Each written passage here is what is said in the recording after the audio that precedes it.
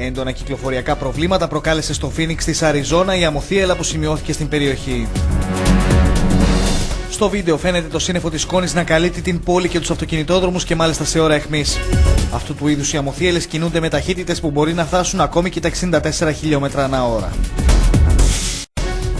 A giant dust storm has been wreaking havoc in and around the American city of Phoenix, Arizona. The dust and sand cloud caused power cuts, grounded flights, and created havoc for motorists who struggled to see as they headed home on major roads during the evening rush hour.